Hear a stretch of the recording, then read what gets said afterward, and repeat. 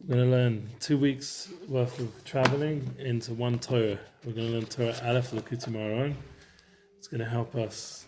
I had the merit to learn it with someone, thanks to Shlomo Katz set me up with a young man who just joined the community who wants to learn with me, or who really wanted to learn this kind of Torah, and I was chosen by Shlomo to be the Shliach, thank God. And this Torah I learned many years ago, like in the Awesome Earth days. That's how long ago when I first learned it. It's one of the first Torahs I ever learned from Rebbe Nachman. And it's foundational. It happens to be the first Torah from Rebbe Nachman in the Likutei Moharan. And we have to remember that it's a Rebbe Talmud, like Rebbe Nachman is giving over to Rebbe Nosson. Yeah? And as I said to the guys before, it's Torah Aleph. And Aleph is represented in the fact that a Yud is above the Vav and is connecting to the Yud below. If you look at an Aleph, I actually have two Alephs. I'm Aleph, Eliezer, so I've got lots of Alephs in my name. And your name's Ari, so you also have an Aleph. So Aleph is the Yud above and the Vav, and then the Yud below. So the idea is to connect that aspect of the higher element to the lower element. The idea of a Rebbe to a Talmud. You look at an Aleph, you see? A bigger Aleph. Higher element through the Vav into the lower element. The Yud. So what? That's the Vav. Yeah, the Vav is the diagonal line, and that's the Vav always represent chibur. It's like a Vav means in Hebrew literally means to connect, like a hook. So when you say you want to get a hook in your house, you want to go to a shop, say, "Can I have a Vav?" Because that's what a hook is in Hebrew. It's what connects. It's chibur, lashon chibur. What's connects. a Vav is? It's lashon chibur. It's like the idea of connects things. So you bang it on the wall, now you can hang up your jacket. Yeah, it connects your jacket to the wall. It's connecting the Rebbe to the Talmud. It's connecting Shemayim, heaven, to Aretz. It's connecting anything that's on a higher level to the lower level. And that's really important to understand that is interchangeable also. I would say, for example, we're going to see in this Torah, one of the things you need to start trying to think about, and I try to think about, and everyone should think about, is how you can connect your learning into tefillah and your tefillah into your learning.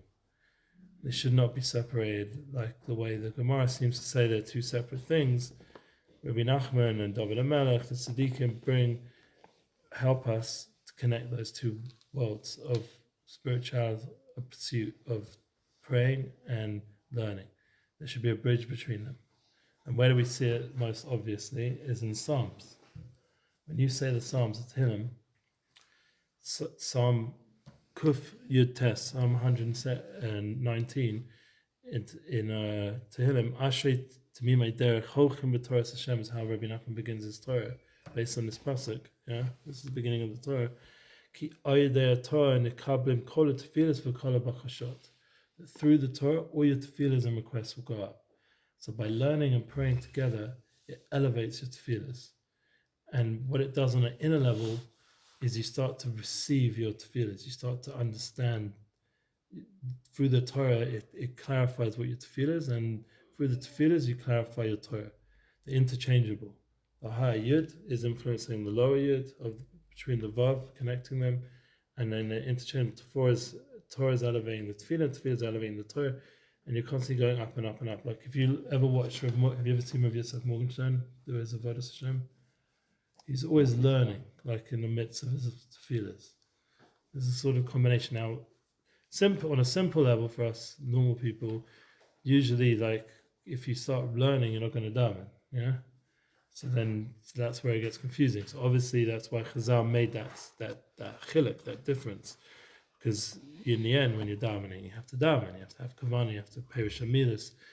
But the panimis of the concept is that when you look into the Siddur, you should start to realize that Hashem is communicating to you also through the tefillah. Tefillah is also Torah. You can learn Tehillim like it's Torah. Psalms can also be learned as well as prayed. There has that bridge. And that's what Rabbi Nachman is helping us understand, that starting to think deeper into things and not just take things superficially is really what Rabbi Nachman is trying to get us to. He's trying to get us to be more deeper people, more panemius, more inner. So how does that manifest in normal life? Let's learn this Torah. שאנו מבקשים מספרלים, אכן החשיבה של ישראל נסעלה נסרמים בפני מי שסריקים. It's this one. So this is Tanya. This is the Likutei Moharan. The Likutei Moharan is different. The teachings of my teacher, which is of our teachers, which is Tanya, and here is the holy Likutei Moharan. Ashrei. So no, through Torah, niskablim kol tefillas kol bevakshos. Shani mevakshim mispalim. Hachein chashiva she'yisrael nis'ala romem b'fnei kol mi shesrichin. Hein beruchni, hein begashmi. Ki achshav avanaseinu rabim. Hein chashivas amiti she'yisrael nafal. Ki achshav ikar chashivas hachein hu etzlam. So we're in a problem. We're in a dilemma. We're trying to elevate our davening and learning and elevate the chashivas of Yisrael, bring out the importance of the Jewish people. But we're not schleppers. Yeah, I don't know if you felt that being in America, but the world is not saying such great things about Yisrael right now. Yeah, generally. Yeah, there are people, thank God, who've woken up. And Florida's not too bad. Yeah, Florida's probably not too bad because it's like far to the right. Yeah, it's a shame. It's dependent on political persuasion. It shouldn't really be that. It should just be a human reality. The Yisrael are here to elevate this world. We're here to help the world come back to its shorish, to its root, to its purpose. So why are we not able to do that when we're davening and we're trying to elevate everything? Yeah, and this Aleph, and this Romem, all this lotion of elevation, for all the things we need, both ruchnius and gashmius, both physical things, spiritual things, everything needs to be elevated. The problem is in our generation, Akshav, and he's talking about our door now, also. We have many sins, and it's caused the chen and the cheshivas, the importance, the truth of Yisrael to fall. We're fallen. We're no longer elevated. Yeah, you hear that? Do you feel that a little bit? We're a bit like fallen into, like whatever. We're not really like, the way we should be. Yeah, like or could be, but or can or will be. But you're not talking not like this week. You're talking about overall, right? Yeah, right now as a generation, as a situation. Yeah, well, so it's hard to. It's. You're saying, do you feel that? It's hard to feel that if you never knew what up feels like. You know what I'm saying? Well, we can visualize because we have special times a year where we have Pesach. Suddenly we're taken out of Mitzrayim from the lowest place to the highest. And if you read the Midrashim, we were transported from Mitzrayim to Yerushalayim. There's such a concept. We were that night, Seder night, we were taken from Mitzrayim to Yerushalayim. And we were shown the Beis HaMikdash. We were taken to the highest levels on that night of Yetzias Mitzrayim. Then we went back into Mitzrayim and then had to leave physically. But there was a moment there we had a visual experience of what we are potentially going to be. That's what I had. Remember, I talked about it in front of the whole shul.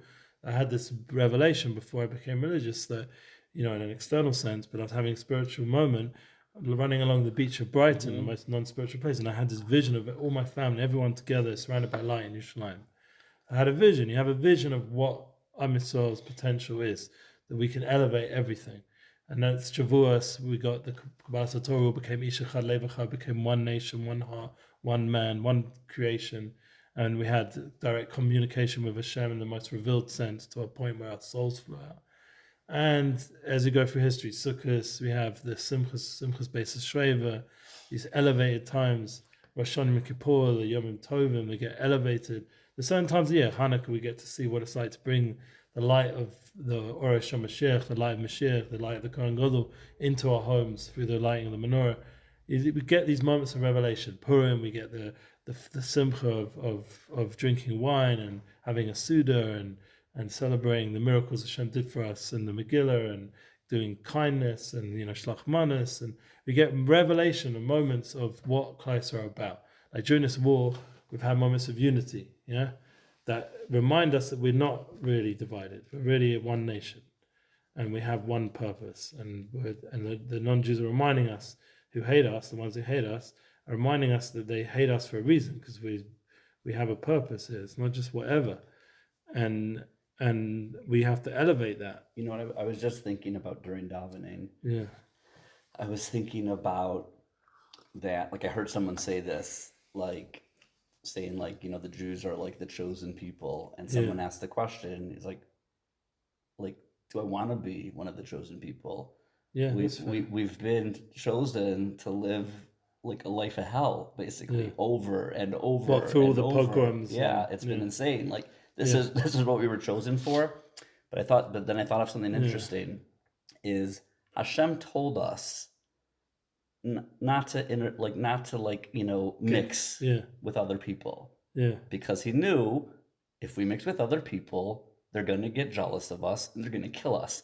And they said, like I just heard a great speaker, and they said when the most dangerous times is when the Jews rise to the top. He said in the 1920s, Yeah.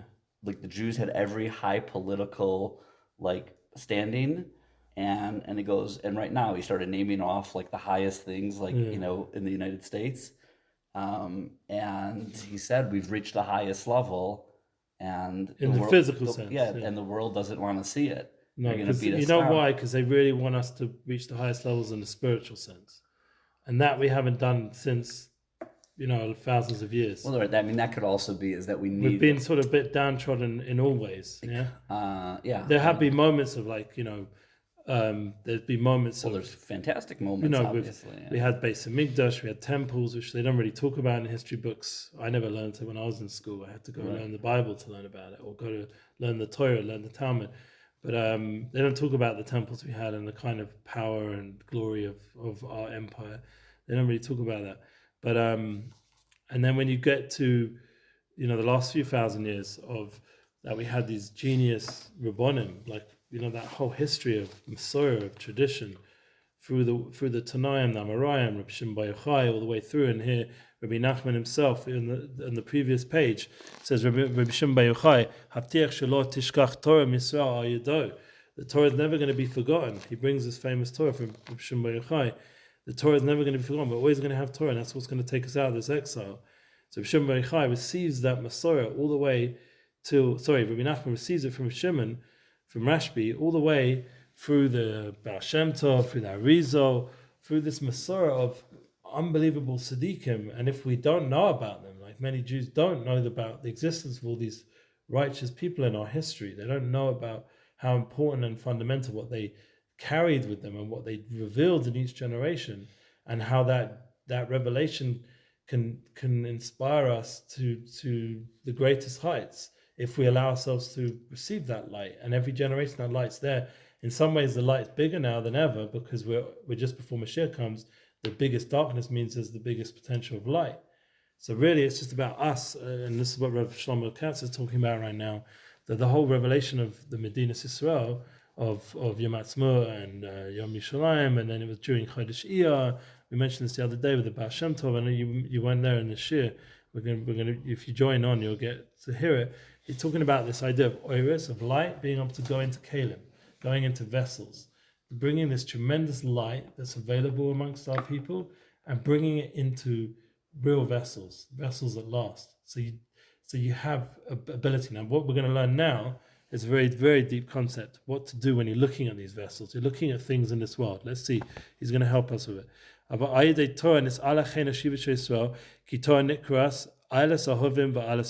really understand this concept of the ram, the beloved ram, and it will go up chain. But it actually says it's not a ram, it's a gazelle. Somehow the gazelle being beloved represents Torah, be alas chain, and it'll be elevated. It will shema lechein al yom deya. By us learning, everything will have an elevation. Chain is grace, but grace also means elevation. We're going to see that as we learn this Torah. That by learning, by Ari right now learning, all your tefillahs go up. Everything in your life starts to get an elevation. And not just because what are you davening for in your tefillah? You're davening for your life, for success, for health, for guzan. I was davening for my son to get out of Gaza, and he was there 70 days, and here he is today, out of Gaza, finally, Baruch Hashem. And that's an elevation of tefillahs. But what I said to my son, one of the things that I've been doing, he's been like focused on serving Hashem in the army, and every single thing, like trying to constantly be focused and safety and protection and doing his missions and being there for his team and his team being there for him. And that he said that's how he felt. He survived this whole thing. He's come out so intensely connected to these people that were from completely different parts of the Jewish people, like real left wing, whatever, suddenly serving with my son with his payers and his black couple and his tzitzis, and they're together on this mission. Yeah. And, it's 70 days of it. It's an intense amount of time. And then comes, he says it's Shabbos. He says he tries as best he can to keep Shabbos, but there's going to be moments where he's got to make cheshbon, and maybe he needs to do a malacha now for the sake of his success in this part of the war. And therefore, Shabbos has to now be doche because b'koch nefesh. And he's thinking in those ways. Right. And that's the way of a Jew thinking in a difficult situation like war in an elevated way, because he's thinking about Hashem's Torah in this time of war and how he can elevate his situation and serve Hashem in that war. And that's the amazing thing. But I said that we're also doing it. We've also been learning and davening. And I feel like I've come closer to Hashem during this time more than ever in some ways, because it's forced us to learn and daven and to take life a little bit more seriously, because our son's out there and we're just like, and Am Yisrael's out there. And he said himself, he knows everything he's doing. He's protecting Klal Yisrael. He is out there protecting Klal Yisrael. Like, he knows his service. And it's a mutual thing, just like I said with the Aleph. So that I'm the father, he's the son. I'm the higher Aleph, he's the higher Yud, he's the lower Yud. But in other ways, he's protecting me. He's the higher Yud. He's the son now protecting the father in a fact that we can have safety because there's people like him doing their service. Getting rid of the people who want to kill us. They wanted to come in here and wipe us out. Yeah. And he's now bit by bit going around that place, getting rid of them one by one and arresting them, or whatever they have to do. And this is really deep. A Israeli needs to all the time look deeply with his intellect, shekol davar, into everything, to connect himself and his wisdom and intellect into everything, in order to bring the light to it of the seichel, of the intellect. See what that's a deep way of penetrating everything you deal with. Sheyesh b'chol davar, because in everything, this karev l'Hashem Yisbarach, ayado asar davar. You can, there is inside the inside everything is the light of the intellect, and you can come close to Hashem Yisbarach, our Creator, the Rabbanu Shalom, the Creator of the world. You can come close to Hashem through ayadei osa davar, through that thing. That's like such a deep concept that Rabbi Nachman just revealed. Basically, by getting into the root, the shorish of everything, thinking deep into each thing in your life, your Tesla, your this, your that, whatever you got in your life, thinking deep into it and realizing that everything goes back to Hashem. The fact that these geniuses came up with technology that could make a phone and make a car and make, not even just a car, make a self-driving car and all the technology that went into it. Because there's so much seichel, there's so much intelligence in that thing. Well, yeah. You light it up with this Torah and this tefillah, you light it up, and you need to think into things in a deep way. What are you going to say? No, I was just going to say, like, it seems very obvious that the technology took this, it all seems pretty miraculous, but like there's a reason why it took till now. Yeah. Like, it's not normal that it took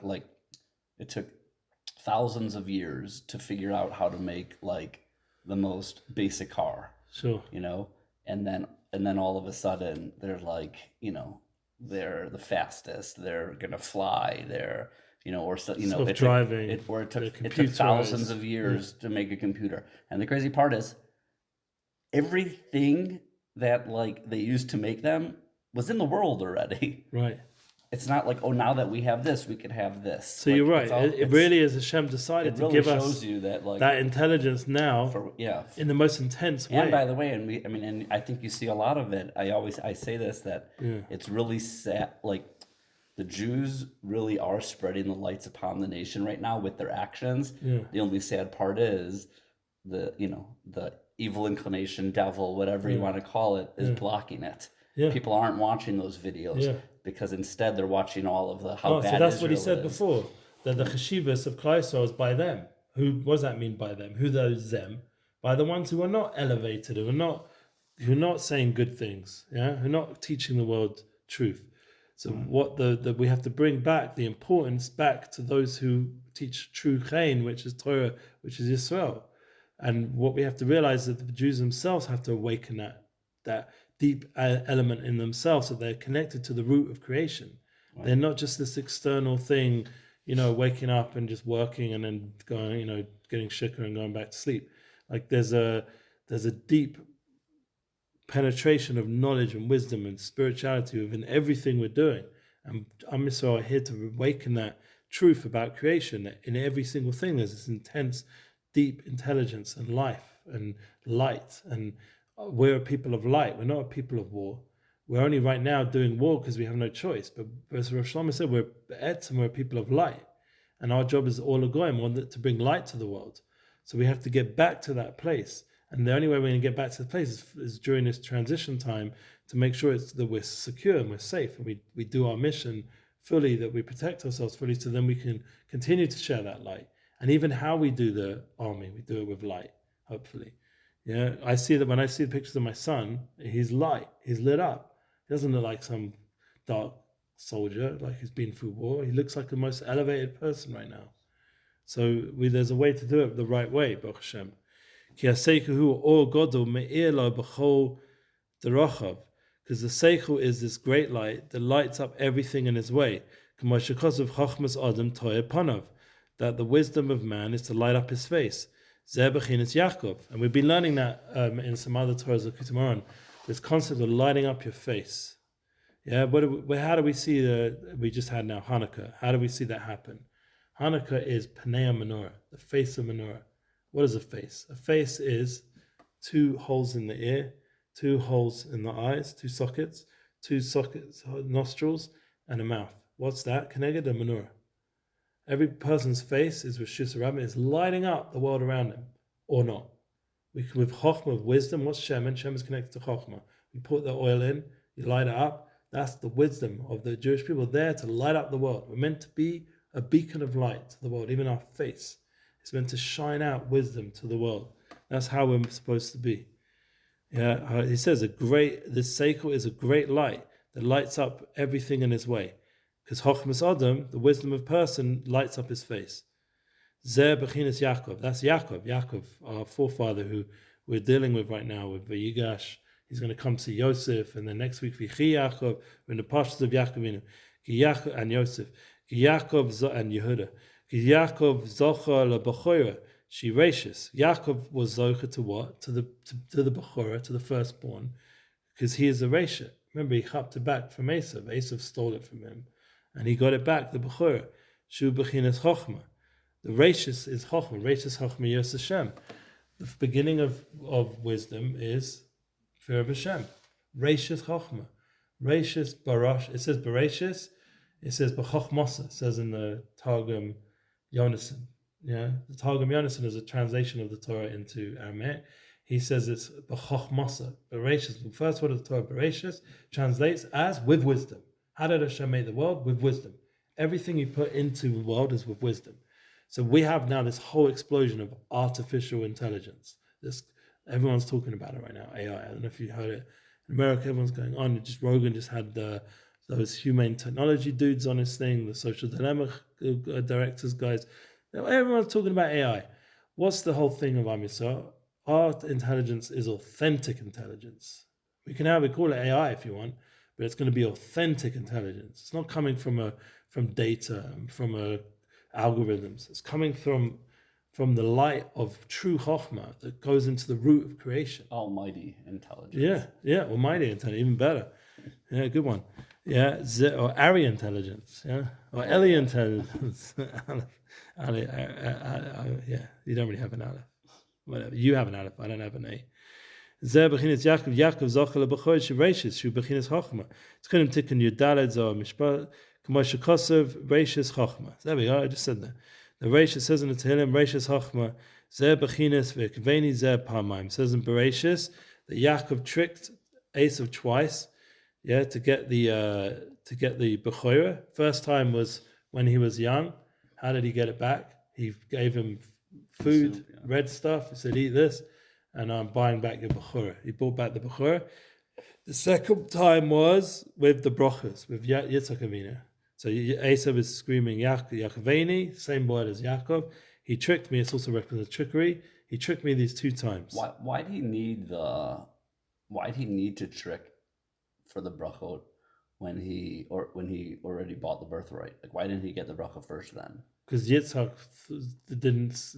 wasn't going to give him the bracha. But I'm saying he didn't hold by the purchase. Maybe he didn't know about it. Maybe it was hidden from him because he only saw the good by Esav. He still thought he was the one who's worthy of the bechor. It's a good question. Yeah, I don't know. These are good questions. But the bottom line, he needed to get it back fully. It wasn't enough, just the birthright.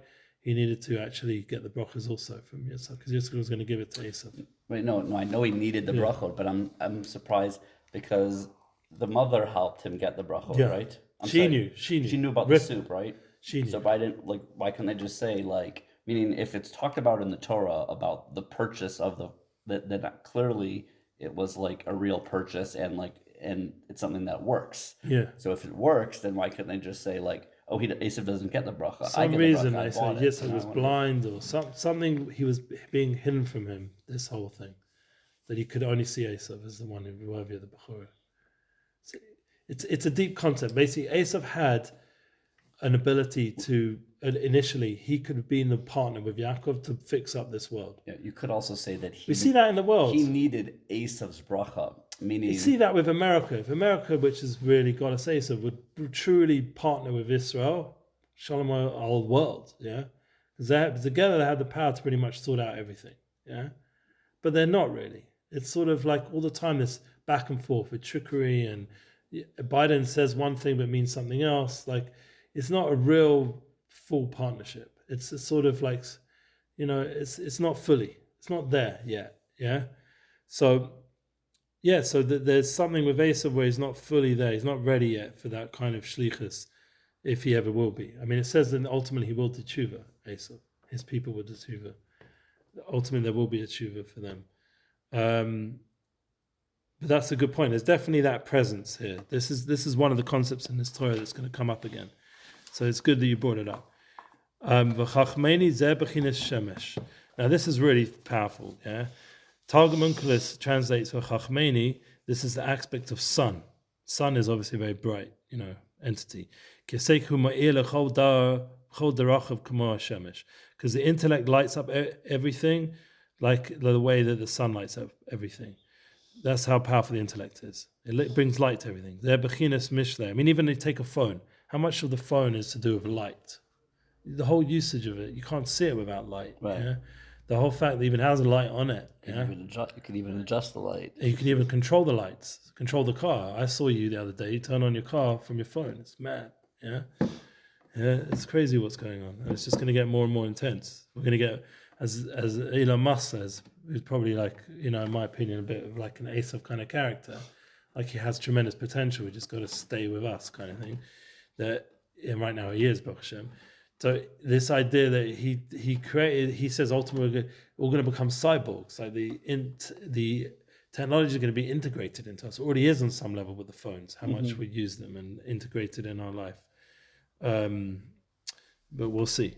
Let's see. We're going to learn what the Rabbi Nachman says instead of Elon Musk. Kiseku mehila b'chol derachu k'ma shemesh zeh b'chinas orech tzadikim k'or noga holech b'or ad nachon hayom. Because the way of the tzadikim is like the light of noga, holech, and it goes v'or ad nachon hayom. So this is what we're going to use the English to help us with this pasuk, because I don't want to mess it up, and then we'll stop soon. By the way, he brings a whole Torah about the wisdom countenance to shine. This is obviously a very deep thing. He brings like pages over here. The idea of looking deeply into the inner intelligence found in every aspect of a creation is very profound. The idea of the panemius, the internal wisdom of logic. This is something which the world doesn't know about, and we have to teach them that there's a panemius. I always thought this. When I ever go on the internet, my understanding is really it's just a superficial version of the panemius. Meaning it's an externalized version of how deep a human being is. Really, a human being's mind and soul is way bigger than that whole world of internet. And like that whole virtual reality they're working on building and all these false realities. Really, the only true reality is within a human being. And all the internet done is it externalized it on some level. It's externalized the aspect of it, the wisdom of human beings is manifested externally, creating all these alternative realities which connect us all. But on a deep level, on a soul level, we're all connected just as deep We don't even need Wi-Fi. We don't need any internet. I can email connections to you and thoughts and energy to you through my soul. Ultimately, it's just teaching us about the inner level of the soul. That's all the internet really is. It's just a muscle for the soul. That's one of the deep thoughts I had once. I don't know if it's true. I never heard any rabbi talk about it. Interesting. But that's me using my intellect to try to think about this constant experience I have to go through day after day through the internet. That really, my hope is united souls. That we're really just this entity of soul experiencing through technology. And technology has really got to be spiritualized also as a way of bridging humanity and manifesting the truth that we're all connected intrinsically. On a soul level, we're all intrinsically able to connect and message each other and communicate. And obviously, the more better the communication gets, the more we can communicate better. And the higher level of communication, the more we're starting to unite as a human creation, as souls, not just as physical entities wanting pleasure or whatever. There's a higher aspect to humanity that the internet needs to know about, and that's what Am Yisrael's job is, to elevate that whole experience as well. We're going to see. I'm hopeful. I'm optimistic, even though it doesn't seem so optimistic. So the way it translates here, the path of the righteous is like radiant sunlight shining ever brighter as it approaches the noon. And this is the concept of chet. We're going to get into this now. This is very deep. We'll just learn this shtickle and then we'll stop, because it's going to explain the idea of ches and nun. Os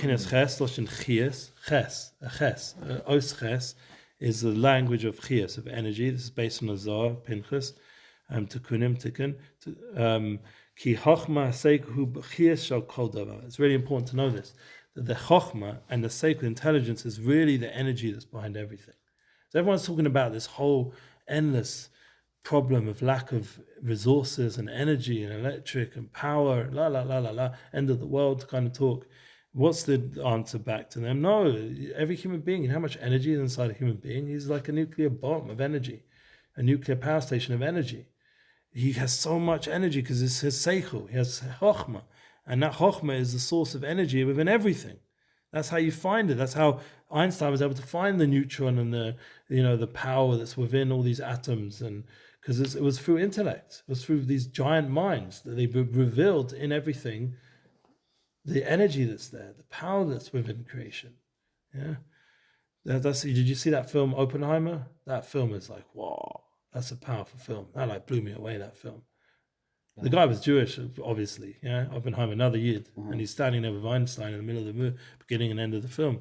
But that was a film. I mean, this guy, whoever I don't know, I've forgotten the name of the director, did an amazing job.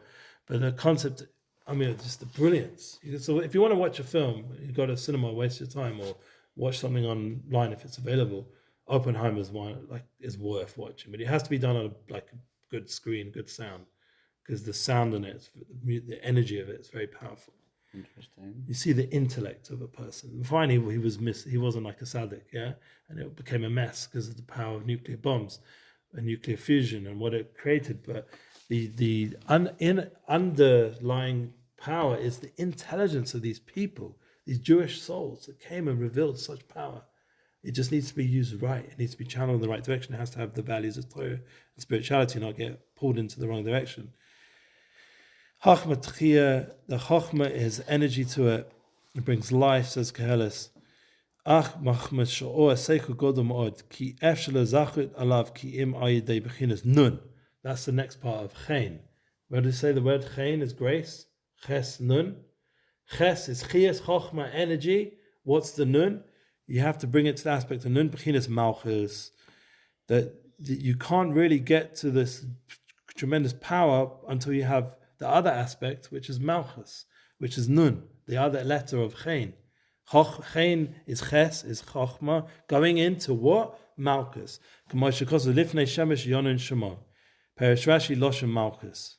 So he brings a pasuk in Tehillim, in front of the sun, Yinun Shema. His name would be Shema. This is also Mashiach pasuk. It also reference to Mashiach. His name would be Mashiach. Yunan's name would be Mashiach. So Mashiach's name would be Yunan. Perish Rashi loshen malchus. Nun is malchus. Their bechinas is levana. Levana is also the moon. What receives the light of the sun? The moon. The moon. What receives the light of of a genius inventor, the engineers want to make it. Yeah, he can come up with all the concept and needs someone to now go build it. Yeah, with all the great ideas, but if they don't have a team and someone to now bring it into the kli, into the vessel, into the thing, then this light of this genius is just going to stay in the books and on the computer. In order to get it, or in this guy's mind, in order to get it to manifest, you need someone to go now build it. So the light of the sun comes and shines into the moon. The light of the husband, the seminal energy of Chochmah, which is seminal, you know what seminal, semen, like it's like the seed form of wisdom, comes out from this, the minimal amount of physicality can create a whole human being. How?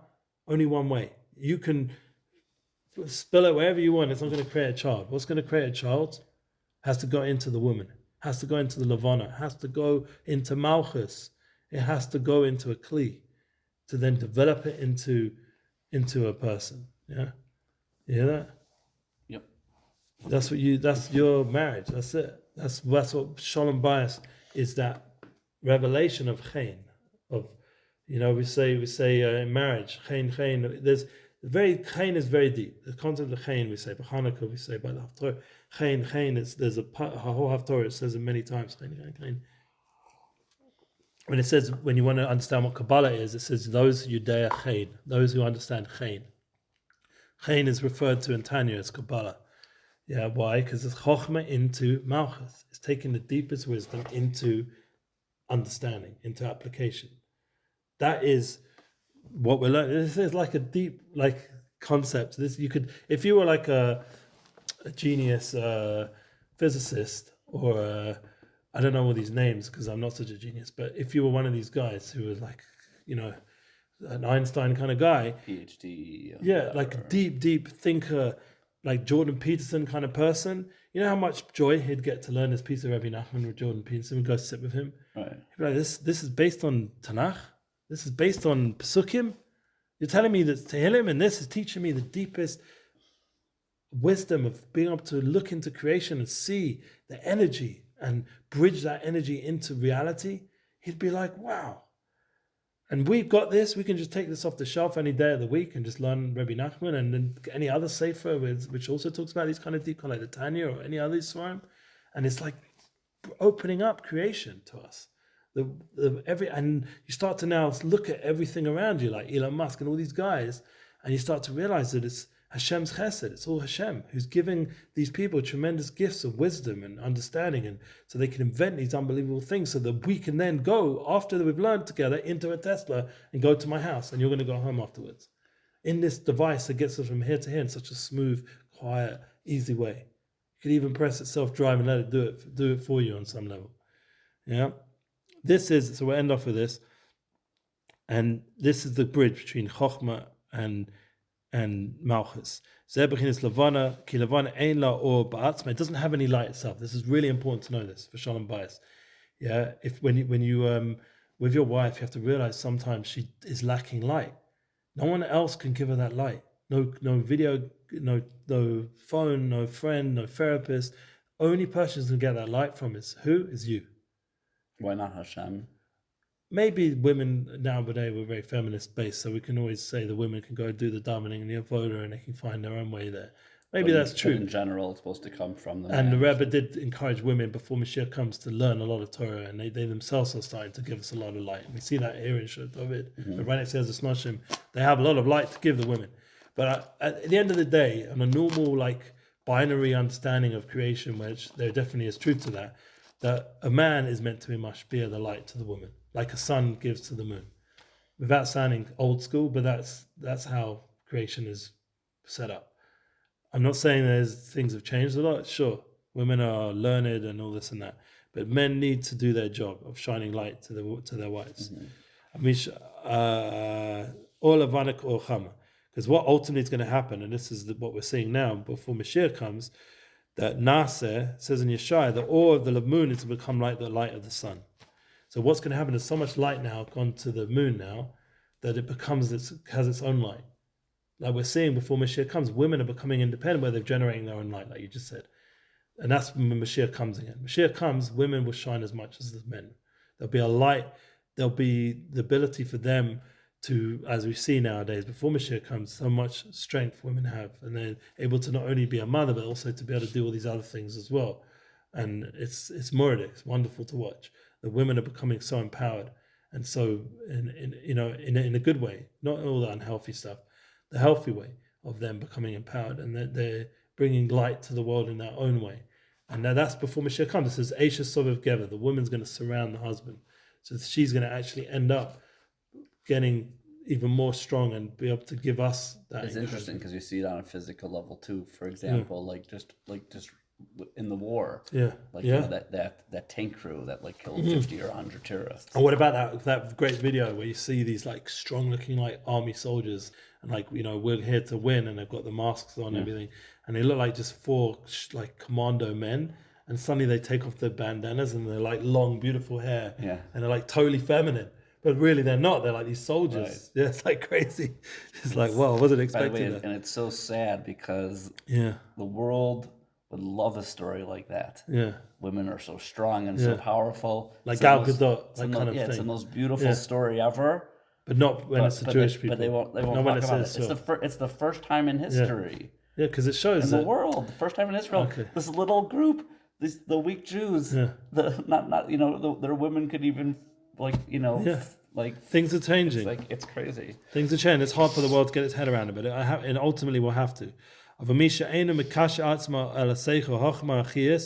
But those who are not able to connect themselves to this seichel and wisdom and this energy, yesh b'chol davar, that's in everything, zeh b'chinas Esav, shebibazeh etz b'chor, and that's what Esav did.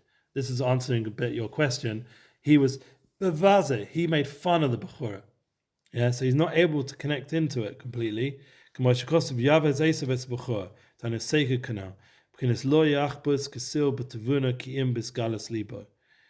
so look, why did Esav lose the Bechorah? He sold it, but the selling was between him and Yaakov. It only could Esav still looked like he was playing the game with Yitzchak, like we see the world is. It's playing a game like, no, we're also moral ground. We're on the moral high ground, We care about all these gays and blacks and every other minority. All right, Jews suddenly fell off the list. I don't know why. Suddenly a minority, the Jews, we're white people suddenly. We're oppressive white people. I don't know. I never thought of myself that way, but suddenly we've become these, we're the white supremacists, but the white supremacists hate us. It doesn't make any sense. Yeah. Right. Like what are they talking about? Yeah. So he says here in the translation, it's to despise the right to forsburn, inner intellect, inner intelligence. They just want externals. They just want the soup, the red stuff. That's the whole thing. He called it red stuff.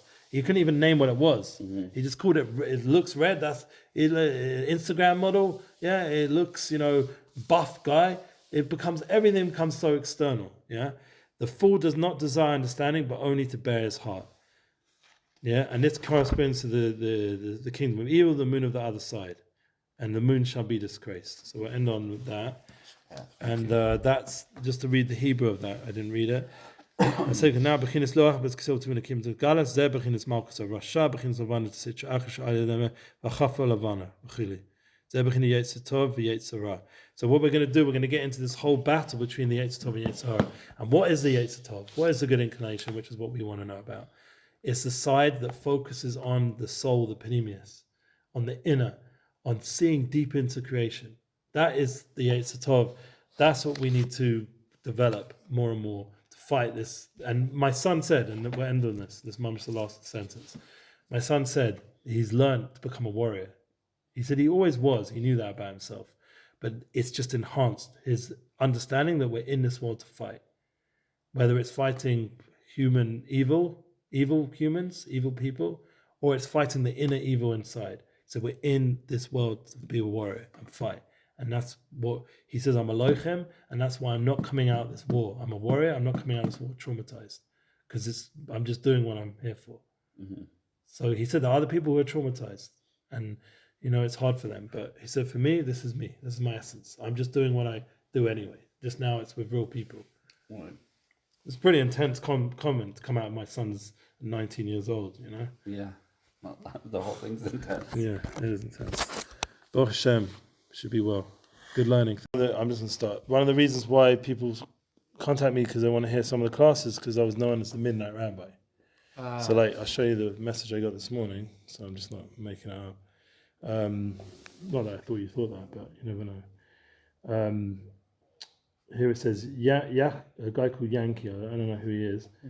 Would love to receive your post, Rav. How do I get Midnight Rabbi teachings? We'll save this number. Because I was the Midnight Rabbi, which was basically, or still am, in online at least, that I used to go to all these yeshivas like Netzach, Ner Jake, eventually Neve Sion, Ashrena, all the different programs around that. But I used to go late at night, specifically Ner Yaakov and Neve Sion and Netzach were the ones in the middle of the night.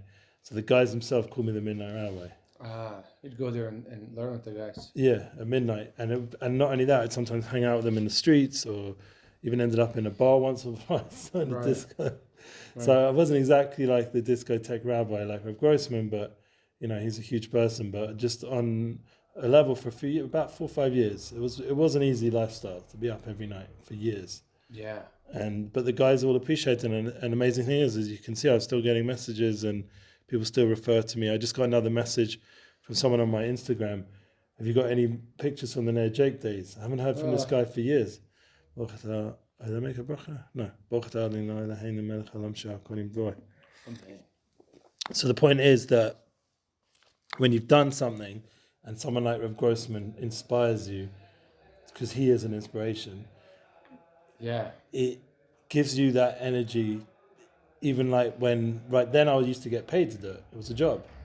Now it's like a chesed, like no one's paying me to be Minna Rabbi, But every so on, the flame still flickers, and that's why it's important. Like what we're going to do, learning now, and getting up early hours.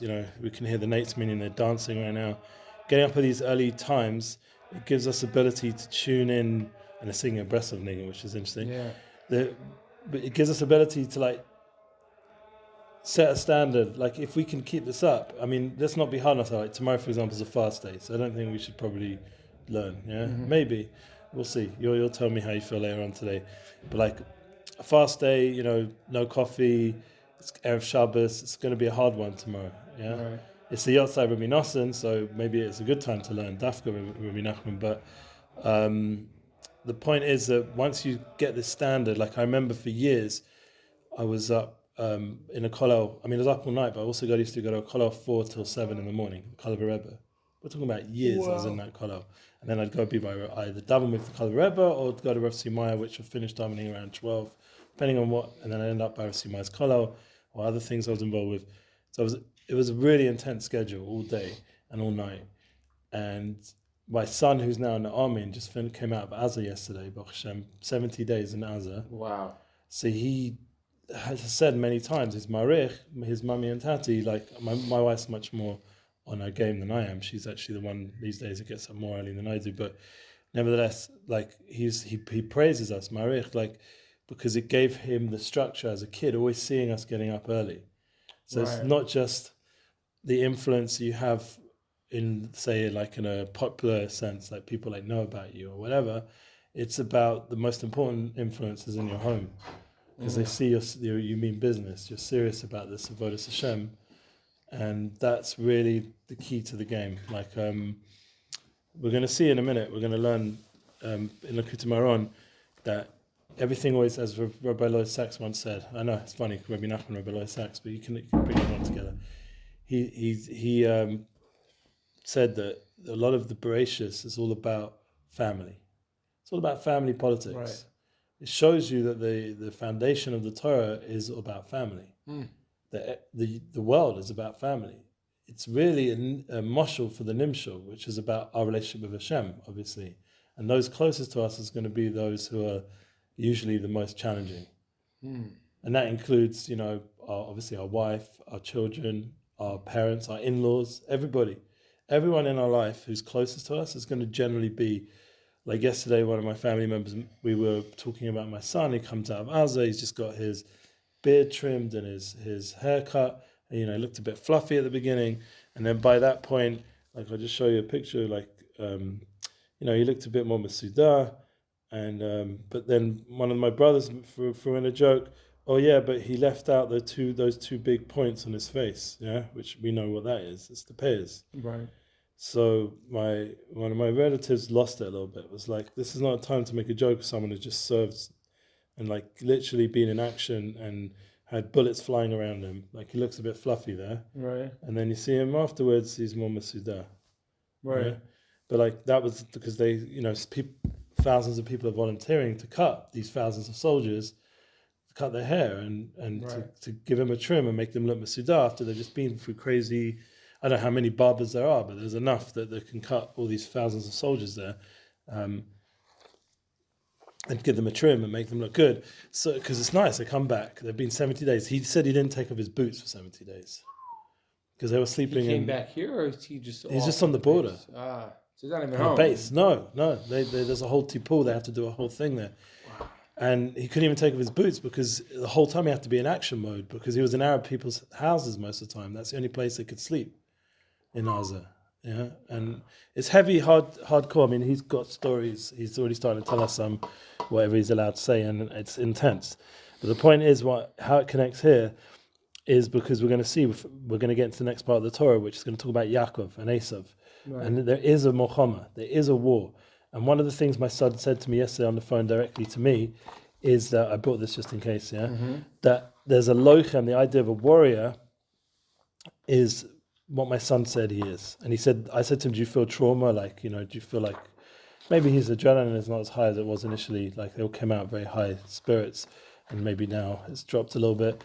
But he said, no, he doesn't feel trauma because he's a lochem, he's a warrior. And he knows that he has to fight not just the Hamas, but he has to fight the Yetzer Hara within. And he knows that being there, that's his life's always, being a warrior. So then this is not phasing him. He said the people that are not warriors, that they're not into the use, then the mindset is not always fighting the Yetzer Hara, so they're having a harder time. Yeah? Okay, so let's learn. We're going to see how this is connected into this little intro to what we're going to see. We're going to go ahead. We're just going to sum up very quickly yesterday's beautiful Torah. We mentioned the Aleph.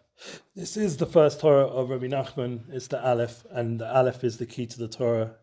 When I learned this in Bresler Mesha 25 years ago or something, the Aleph was the key to the Torah. It's the Yud above connecting through the Vav into the Yud below, the Talmud to the Rav. Even I knew one I thought of yesterday. Now my son, I got to speak to him on the phone first time in 70 days, was the father to the son. Right. And when what I was Machadish yesterday, because I learned this Torah with a guy called Ari Turks and a few other people here, because I think it was important to go over this with people. I think it's an important Torah, foundational Torah, that the concept of the Aleph is interactive, and not just that, it's interchangeable. That the Yud can sometimes, the father's the one who's influencing the son, but sometimes, like yesterday, my son's influencing the father. Yeah, like it says when Elianovi comes, that the Mashiach's going to bring the hearts of the fathers back to the sons, and the hearts of the sons back to the father. There's going to be that interchange, and that's what it's about. It's about unifying the higher Yud to the lower Yud through the Vav, through the connection, and that's what Rebbe Nachman is teaching us how to do that. And the way we do it, he says, through Tefillah and Torah. Because Torah is the Yud above, and Tefillah is the Yud below. What's interesting is that interesting also is that people. I guess if you'd ask someone on the street, tell me about Reb Nachman. Yeah. Say, Reb Nachman's about. If he really doesn't know, it's Reb Nachman's about dancing on cars. Yeah, that's like he knows Nana. a little bit. There's Reb Nachman's about Spodidus. Reb Nachman's about Ancient Miyash. Sure. And his first Torah, his first thing he says is, if you want your tefillas and you want everything to be in your bakashas to be accepted. It's about learning Torah. Learning Torah. Yeah, and that's where it's at. So, it's like, that's a big number one. A big myth that I remember when I was more in the Chassidish like Kehilas and communities and by certain tzaddikim, and certain people would think that because they daven so long, that they're not learning Torah. So people once went to the Amshanova because they were very close. They were getting close to the rabbi there, but they're tiny. They were more litvish, more yeshivish, and they were like, "Well, there's so much bittul Torah." Yeah. Right. Like that was their question to the Amshanova. The Amshanova laughed at him. He was like, the person you're talking about is the biggest masmid there is. He's going to be learning Kol Torah Kula, like very soon in his life. Like he's on that level if he hasn't already learned it already. Like all of Torah, that means everything. So and he has those kind of she'ifas, and I heard that from the tzaddik that he was referring to. That he has those kind of desires, requests in learning, and it's basically a fallacy. It's not true. People who really daven like strong, they for sure learn strong. It goes together. Right. Like the way I understand it, like what we're doing now, Hashkamas Boker, of getting up a bit earlier and learning before davening, is really is what all these tzaddikim do. The key why their tefillah is so strong is because they learn before davening. Right. That's personally why the reason I don't daven nates, because I just, then it would just, I'm not that holy to get up at like 3 in the morning and start learning, It's just not going to happen.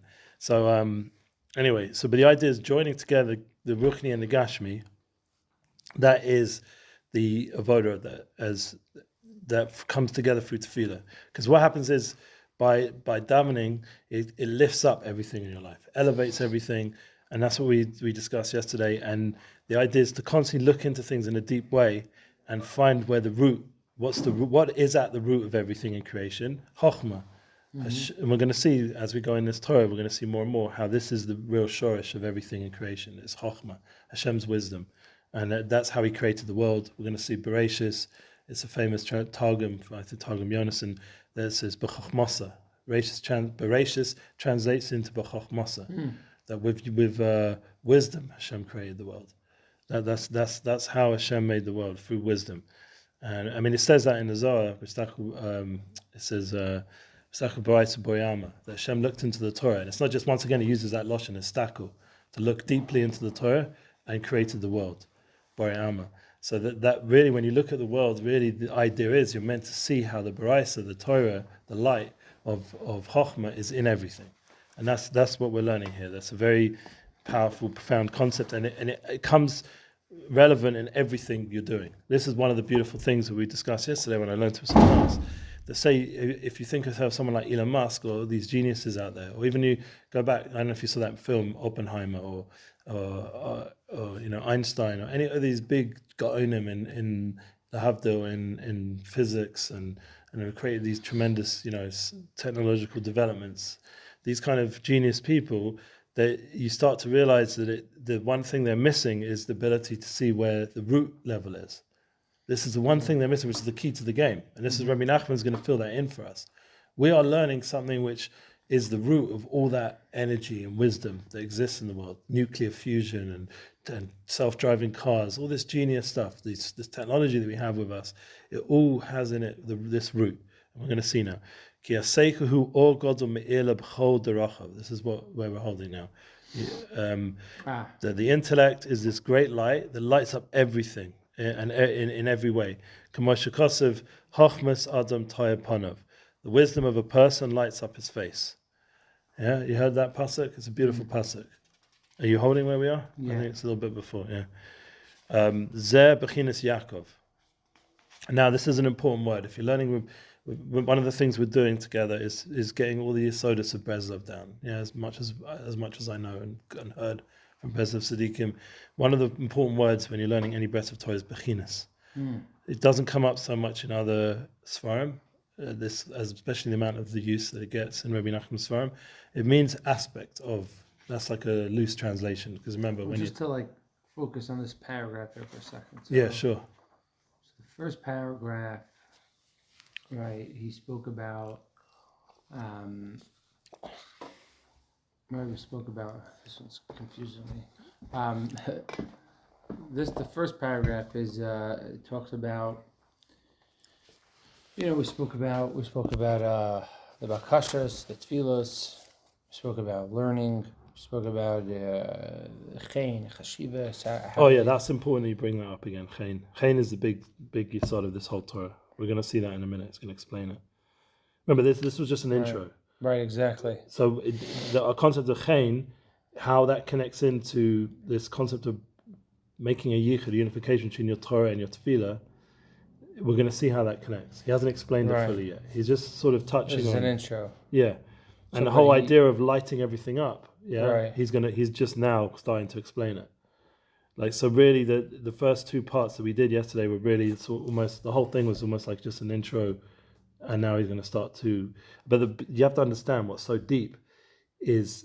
We'll see that in a minute. But say Jordan Peterson or any of these geniuses out there, if they would understand what Rabbi Nachman is Megala in this first Torah and Vita is this is like what they've been looking for their whole life. They're like trying to, with their intellect, to look deeply into everything and come out with what is life about, what is the purpose, and they're trying to help others also see that. And we can just open up a book like this, and Rabbi Nachman has done the work for us. And not only that, he sourced it all in the Torah, like in a moridic way that the non-Jews don't have such access to, unless they're learning Rabbi Nachman or these kind of things. They don't have access to such a clear connection between the Torah and these deep concepts that start to explain creation in the deepest level. And this is where Rabbi Nachman is like, he's like the ultimate professor in some ways. You shouldn't call a tzaddik a professor, but the idea is Rav Motel Zilber does. He says it in a sense. He's a Shtina Rebbe. He used to come to Eish Kodesh. You ever saw him there? Oh, Rav Motel Zilber. I don't know if I remember ever seeing him, but I definitely have Heard his face. So yeah. he's very big tzaddik. Yeah, he used to come there, and I used to see him in Yerushalayim all the time. And he's a big guy, like a big genius in the Torah. And his whole thing was, we need to make more professors in Yiddishkeit, people who understand how deep the Torah and can give it over, that is beyond what any professor's university are saying. So that we show the other world, or that at least I'm Yisrael, that we have our own professors. We don't need to go to university to get that kind of professor. So this paragraph kind of is like a shtickle. It's like a little bit of like a Tanya style paragraph where we're talking about the inner wisdom or the inner seichel, which seems here isn't translated. I was curious, I think it's very hard to put literal translations to a lot of these words, but I call this authentic intelligence because everyone's going on about AI. Right. So it's all artificial. This is the authentic intelligence. Right. This that's is within creation. Right. The true. I think that's a good title. No one's said that, but I'm just mechadish it now. Seichel hu ar gadol me'ir le b'chol let's now learn this. Yeah. That this seichel is this great light that lights up in everything. Right. Called Derachav, Kamosh Kosev, and now it brings a pasuk in Kehelis. Yeah, the wisdom of a person lights up his face. Now, there's another Torah in Likutei Moharan. It's important to know this Torah. We're not going to get into the whole Torah, but the concept of Panei Menorah. What's it mean, Panei Menorah? We just had Hanukkah. Panei Menorah, okay. That every person's face is like a menorah. How many holes, sockets do you have? You have 2 ears, 2 eyes, 2 nostrils, and a mouth. What's that? 7, which is the menorah. So really the idea, and everything's facing towards the mouth. Really the concept is a person's face is like a walking menorah. What does that mean? That you're meant to light up people like you light up a menorah. That's the kind of chokhmas adam, the wisdom of it. And what's the shemen that we use to light up the menorah? Chokhmah. Chokhmah is shemen. Shemen is shmoneh. It all comes from the same shorish. The idea that you light up your face, you light up your being through wisdom, through chokhmas Hashem, through divine wisdom. Right. And who is that connected to, says Rabbi Nachman? Bechinas Yaakov. And that's why I got into that whole thing. Bechina means an aspect of Yaakov. It doesn't mean it is Yaakov. It means it's an aspect. Right. Yeah, which we're going to see again and again, this terminology, Bechinas. Ki Yaakov zocher lebechoira shehu reishis. Now Yaakov was merited the Bechora. He's the reishis. Yeah. Yeah. Now we're going to see already straight away when you read that line, you're like, wait a minute, but wasn't Esav also challenging that? Yeah. Right. And that's where we're going to get into the Muhammad to show Yetzirah, Yetzirah between Yaakov and Esav. There's already a war on that. Right. It says he merited to be the Reishis, Yaakov. Shu Bechinas Chochma. Chochma is Reishis Chochma Yiras Hashem. It's a famous pasuk. Kamosh Kosev. We meant to say it in the morning, according to many Siddurim. Reishis Chochma Zeh Bechinas, says the Gemara, and that's from Tehillim. And in the Chumash, Bechinas Reish, but in Bereshis Yachveni Zeh Parmayim. Now this pasuk, he throws in a whole bunch of pasukim. Right. One is from Psalms, which is the Kuf Yud Aleph 111. Reishis Chachma. The first thing is wisdom, and Yaakov is the Reishis. He's the Bechor, and then the Bechor means the firstborn, and then Yachveni Zeh Parmayim. That is Esav. Now later on, because the first time he became the Bechor, he was born the Bechor, but Esav tried to steal it from him. That was the whole thing. Yeah, that Esav was holding on to his heel. That's why one of the reasons became Yaakov. Yeah. Now then, when Yaakov came later on and was feeding, was making this broth because Avram Avinu just passed away, so he was making this food of Avelis, this red stuff It was actually some kind of Lentils. Lentils, that's it. Lentil super thing, but came out red. So Esau didn't even call it lentils; he called it red stuff. Give me that red stuff, and that's why he was already Edom because he was red. But even the way he looked at things was in that superficial way. Right. And we're going to see that's connected later on because the Chochmah we're talking about is Panemius, not this external. So he sold the Bechor for a bunch of lentils, Esau, because officially he said he had the Bechor.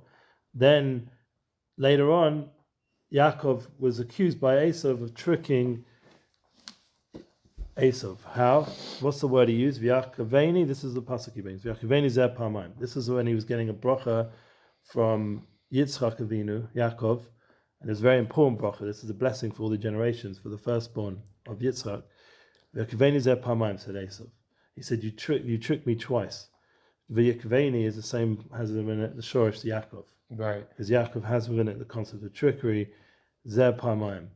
And you did this twice, Esau says to Yaakov. You tricked me twice. Not only did you sold me those lentils when I was hungry and got the bechor, the red stuff, but you also now cut the brachas from me. Yeah. So he's got two times tainas on Yaakov for stealing this concept of rachis, which is connected to chokhmah, which you see is very fundamental to be able to light up and elevate the world. And we were talking before about the chayin and the chashivas of Yisrael versus the chashivas of the goyim. Yeah, the nations. So there is a war between Esau and Yaakov, and who is most important? Who is that rachis? Who is that one connected to Chokhmah? Yeah.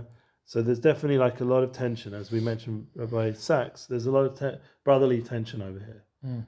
Targum Unculus, Chachmeni says the Unculus. What does it mean? Yaakaveni zeh parmaim v'chachmeni. Yeah, this is Chachmeni, this wisdom, and says Rabbi Nachman, yeah, my wisdom. Zeh bechinas shemesh. He did it with wisdom when he cut the brachas. There's also the aspect says shemesh. What does it mean? Zeh shemesh. That the shemesh is the sun. This is the light that lights everything up in the creation. Yeah, at least in our world. Yeah, in the universe there's other suns apparently or other stars. But the point, what's relevant to us in the human world and is the shemesh, the sun. The sun is what brings light to all of creation in our world. And the intellect lights up everything in its path like the sun. So just like we need the sun to be able to see and have light in this world, so too we need the intellect to light up our path in everything we do. So it's just connected. The light of the shemesh, the light of the sun. So Yaakov is connected to the shemesh.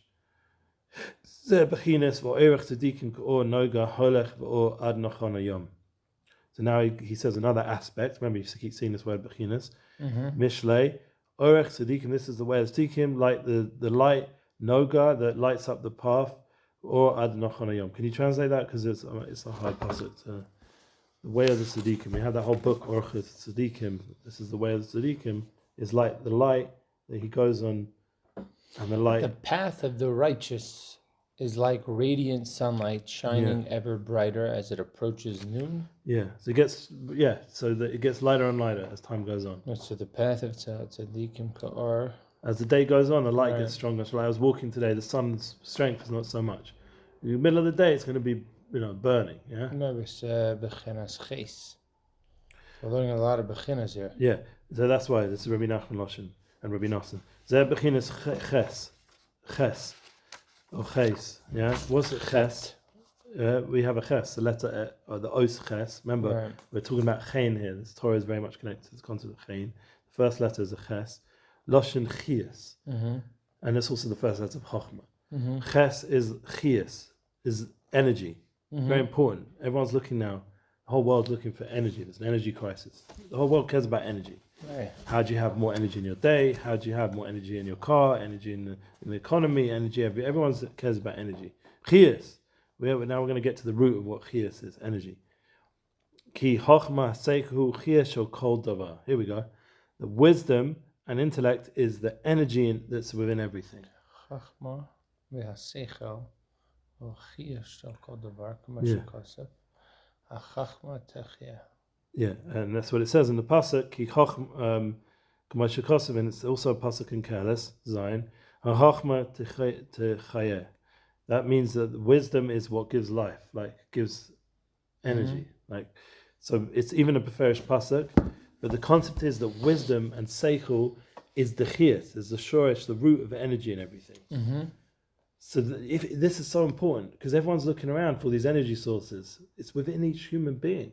Each human being within their wisdom has this ability to generate tremendous chiyas and energy for the world.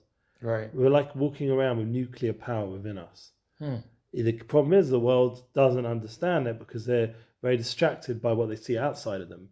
They see these volcanoes and they see the what people of wisdom like Einstein revealed, nuclear fusion. They see all this external power going on from these geniuses that was tapped into. But each human being has energy in them. What would you define here now? Because I'm trying to like... Yeah. So he introduced the seichel. Or what's the seichel so-called? Intellect within everything. The intellect, but like it's like... Because like here, it's like his first introduction here. Because you know what is this is the first time I'm really learning this on the inside. Yeah, I see that he's using a lot of like real, like thick words. Like his words are not just words; they're just like everything has like some sort of like deep, profound, you know, context in Torah, Kabbalistic meaning. Value to it. Yeah. Remember at the beginning we said "da" meant that he's revealing this from the highest worlds. Right. So it's literally like, this is why we have to put our head a little bit. You're on the right track. We have to get our mind a little bit into the context that Rabbi Nachman, as much as we can, was having a revelation of Torah. Right. It was like a gilui of high level Torah. So he's going from one thing to the next, connecting everything together that we wouldn't have made those deep connections. Right. And it's all based on Torah. Nothing's just like it's not just droshes, like cute ideas. He's connecting this and that. It's gematria this or whatever. It's very deep, profound, foundational connections that is based on the deepest levels of Torah. And he's going through the Chumash and Tanakh and through Chazal, through Kol Torah Kula. He's going through all of Torah and connecting it all up and teaching us some deep, deep lessons that we might not have ever come to ourselves. You know? Right. And so here now he's introduced already seichel, right? Is with first Yeshar using the mind to look deeply into everything, to see the light and the chokhmah within everything. We're saying when he's saying baseichel shel kol davar, he's defining it as like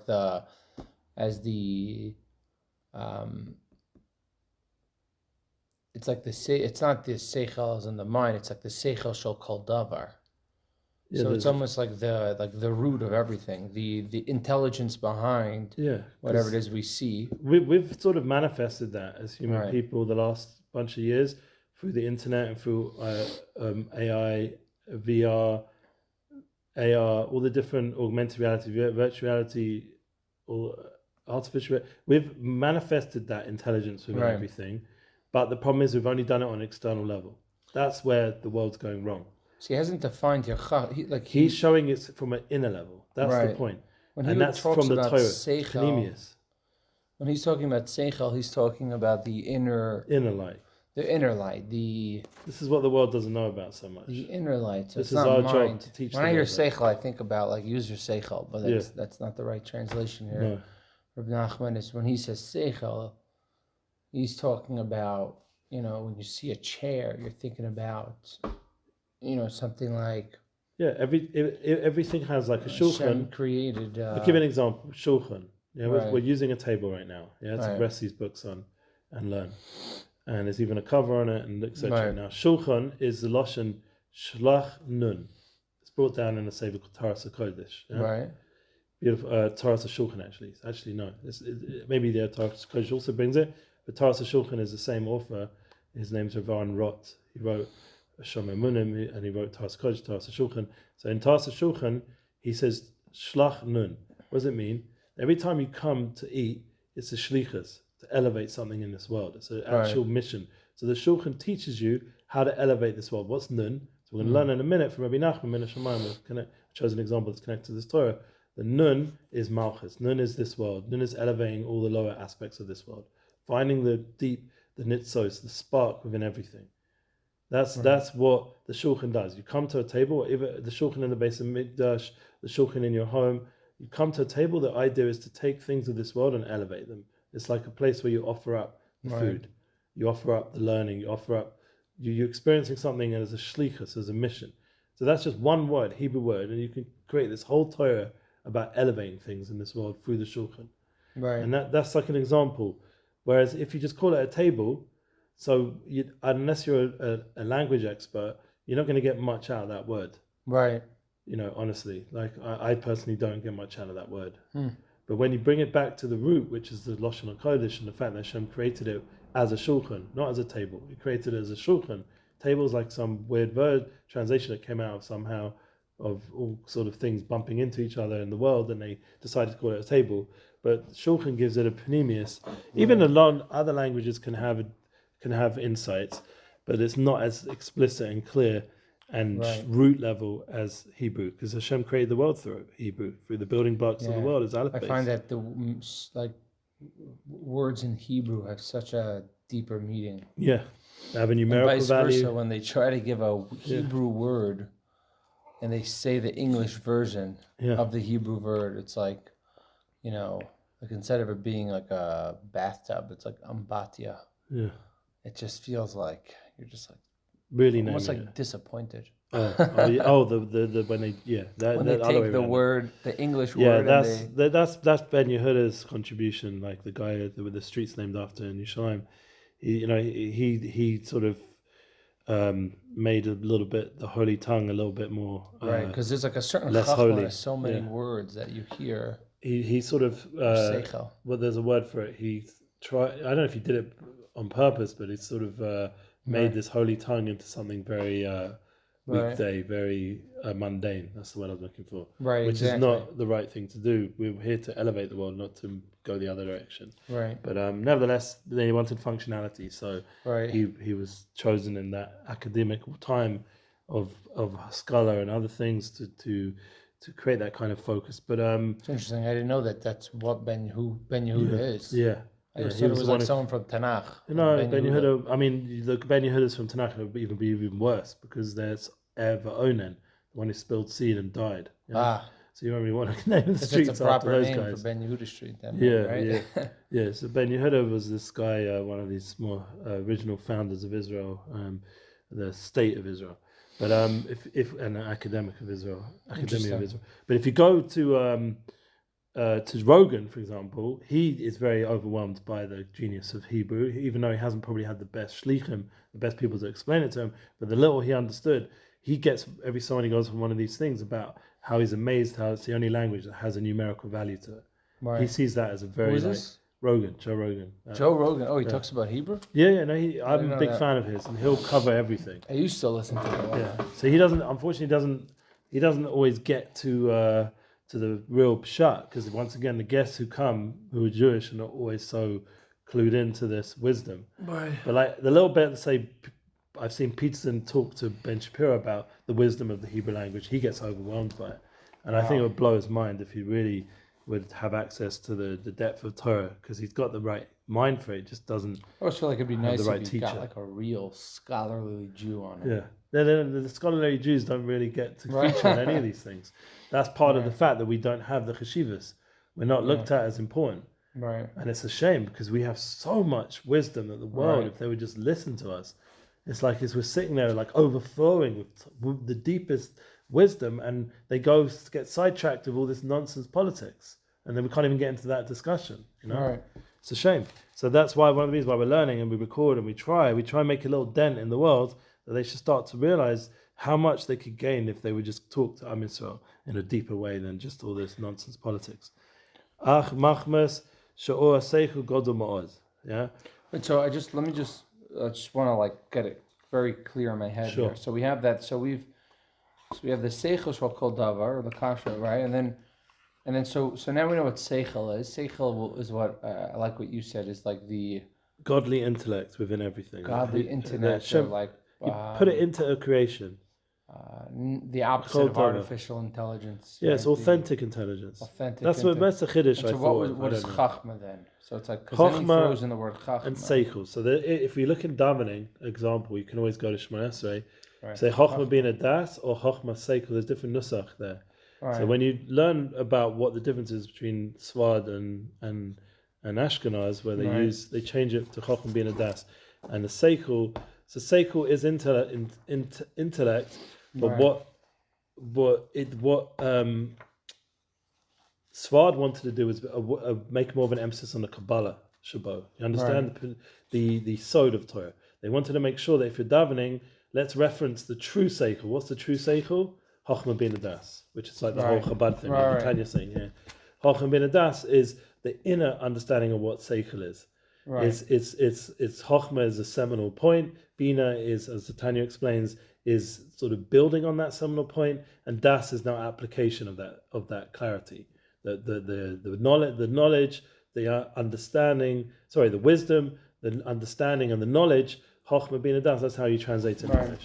Whereas Seichel is intelligence. You see that even in English there are 4 different words.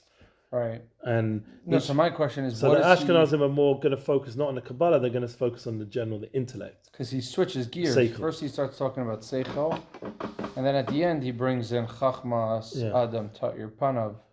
So Seichel we know is like the inner intelligence, right? Or whatever you want to call it, whatever you want to say, the authentic intelligence behind everything. And what is Chachma? Is Chachma just the Avodah of doing that, or is Chachma now what you extract from that? Chachma is actually the true definition of where Seichel comes from. It comes from that seminal flash. Chachma is wisdom. Chachma is... Seichel is like the verb. Chachma is like the noun. Right? I can't say that 100%. What you just said is correct, but it makes more sense. All right. It's more of an applied version of Chachma. Like it's then he goes from a more generalistic version of Chochma. Starts with Seichel, then Chachma, is the way he's explaining Chochma is the root, is the shorish, is the rashis, is the beginning, it's seminal thought. Why did I say seminal? Because seminal is this initial spark, like a spark when you create a child. It's an initial seminal spark, right? And this is very important because a man has to. We're going to see in a minute. A man has a connection to this seminal spark. We have to bring. My wife was accusing me even this morning.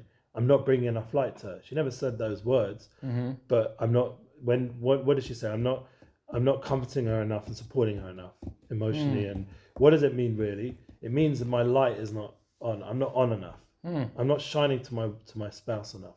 Right. And they have the full right to request that. So the only blame is back on us, not on them. Say, why can't you get your own light? Yeah. Right. Go find your own inspiration. Well, you need me so much. Yeah. Right. But that's the beauty of marriage. Yeah, she needs you, and that you have to get yourself into a better state. You can't just be caught up with all your money concerns and worries and thinking you're supporting this woman. Really, remember, if you have a munah p'tochen, you're not really doing anything. It's for Hashem anyway. Right. So just might as well shine at your wife. What are you worrying about? I'm just saying this to myself. These are kind of like daily struggles. This rings very true for me. Yeah, for most men, I think. So we're going to see in a minute. And remember, the Chachma has the energy. This is what also a wife is looking for. She wants a man. She doesn't want some nebby guy who's like moaning about all his problems all the time. And because of this light of the intellect is great. It's very great. So already now he just explained chen. Without us realizing, he just explained what chen is. Ches is chiyas, chochma. Nun is malchus. Nun is the kli to receive it. Yeah, to receive this light, this wisdom, is there has to be a kli to put it in. Rav Shlomo was talking about it in Shir yesterday. You have oris and kalim. You have light and vessels. The problem in the world is there's constant shrias of kalim. Right now in Eretz Yisrael, for example, all the time, trauma after trauma. We have to get to a point where the kli actually survives. Eretz Yisrael actually has a kiyum, and we have to build the right kind of kalim. So that's the idea of or into the kalim. Interesting, right? In Eretz Yisrael, Chochma into the nun. Like in Eretz Yisrael, you have the most amount of shviras kalim. It's like you go to like a city of Spot, or you go to a city like the old city. Yeah, it's like the most magnified versions of shviras kalim. Yeah. Yeah. You see like the holiest yidden that are just like pure R, and they're just like Well, in order for them to have there's an no actual kelim there. kiyum, they have to have a kelim. Right. And if they can't get the kelim, they'll come to people who do have kelim. Right. Because there has to be kelim. There has to be. Which fierce Kalim is also like the people that come here, like for myself, like when I made we made a decision to move here. My Rebbe, Moshe Weinberger, he was telling us, he's like, either you come to Eretz Yisrael and you're like extremely happy, or you're extremely bitter. Yeah. Like there's no middle ground really. You're just It either makes everything amazing or it makes everything just even worse. And I do think a lot of that is to just do with a mindset, personally. I know it's not that simple, right? But Rabbi Nachman says at the beginning of this, Ashrei Tamimei Derech. Fortunate those are Tamimei Derech. It really is just a very small mind switch, which brings you back to Mimas, and that brings you back to true joy, which is Ashrei. Ashrei is lost in joy.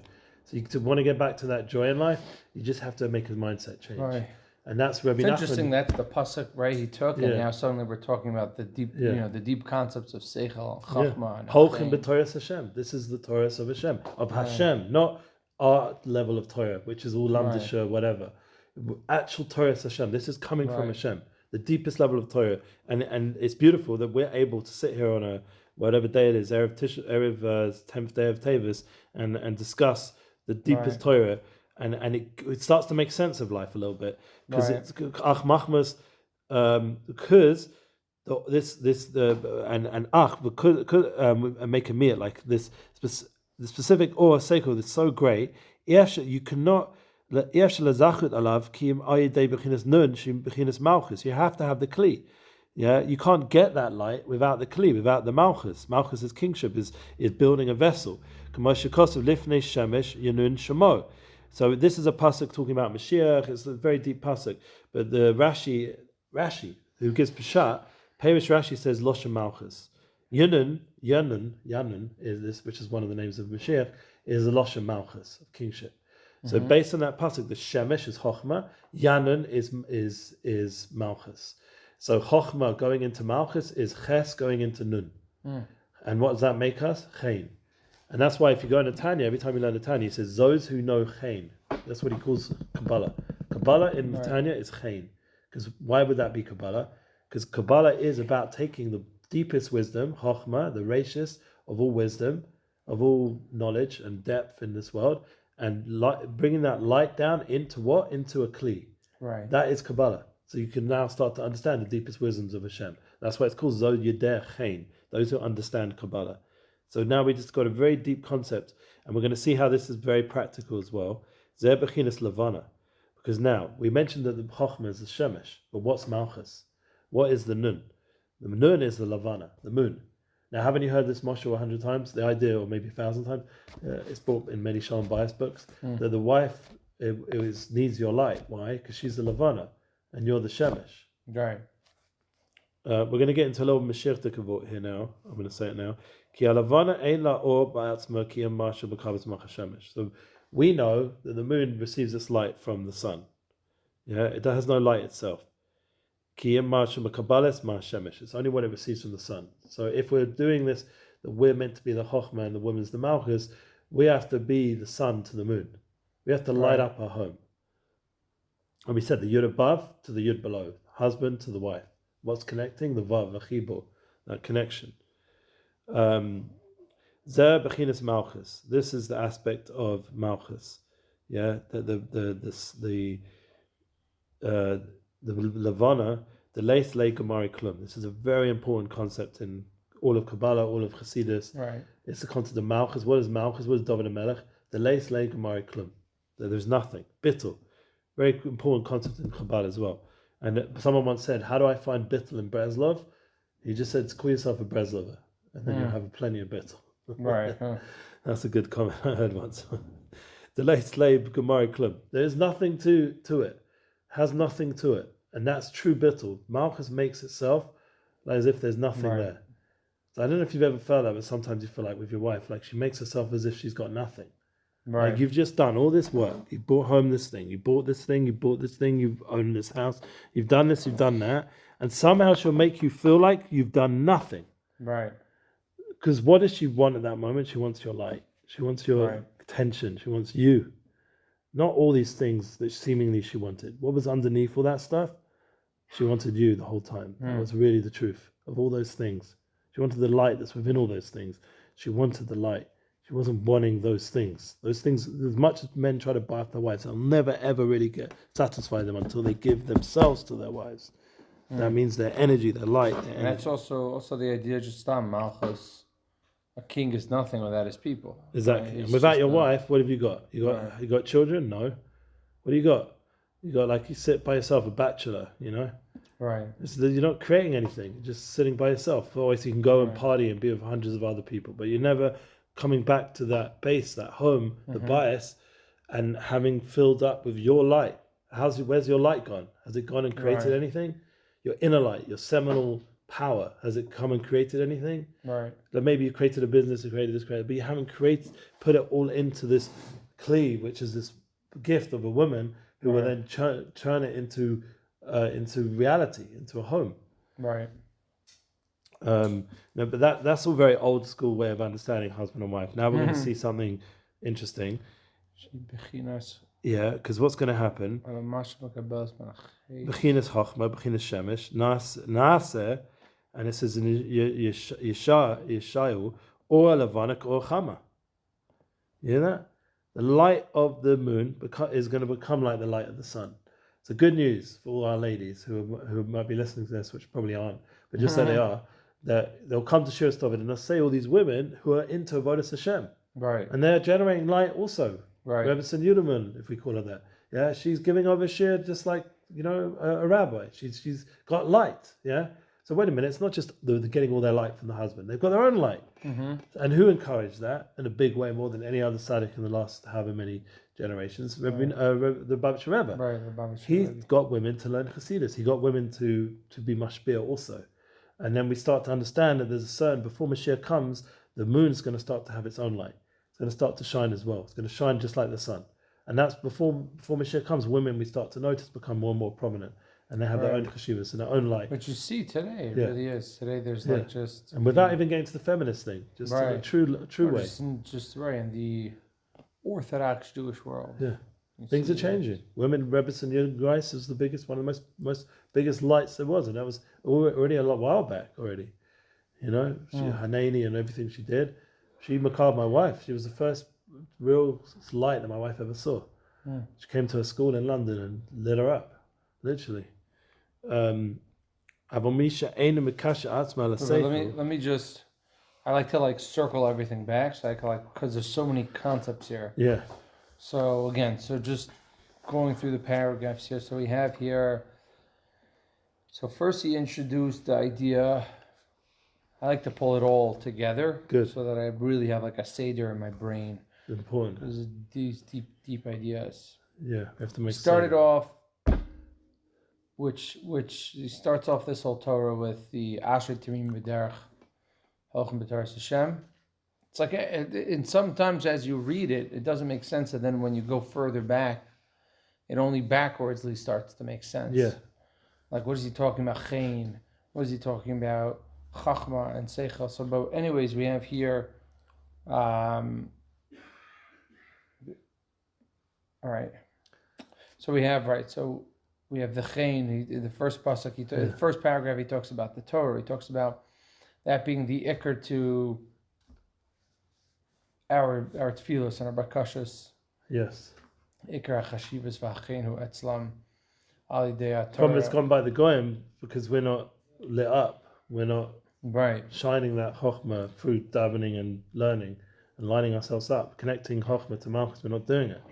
So the chain's by them, unfortunately. So we have to change that. Zebechenes Yaakov is the next part. Right? So we have the seichel and the chachma, which is the idea of doing that. Yeah. And the seichel. Sure. And then in the next paragraph we learn that this is the bechin of Yaakov. Right? What did Yaakov get from his bechor? Is the bechinas of chachma. Yeah, because Reishis and chachma, the bechor is connected to the union of Reishis and chachma. The first seminal point. That's the Bechor. It was the seminal. He was the first of the seminal points. He was the first of created in the womb of Rivka. He was the real Bechor.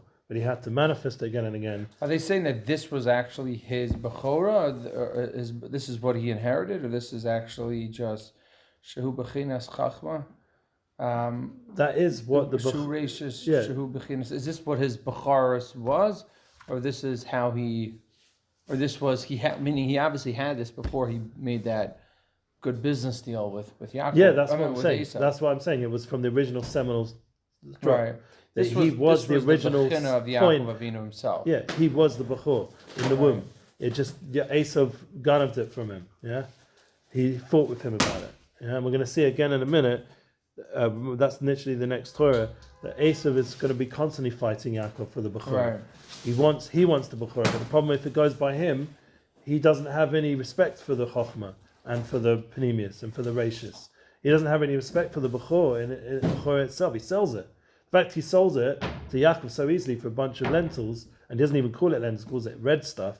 The fact he's so chitzonius is showing that he's just going to make this concept of Chochmah and the Bechor into something completely external, which is what the world's done. They've created this whole artificial technology and internet intelligence and internet. It's all externalized. This deep wisdom that's within the Jewish people, that we brought all that wisdom to the world the last few hundred years. Right. People like Einstein and Oppenheimer and Zuckerberg, and we've brought all this wisdom.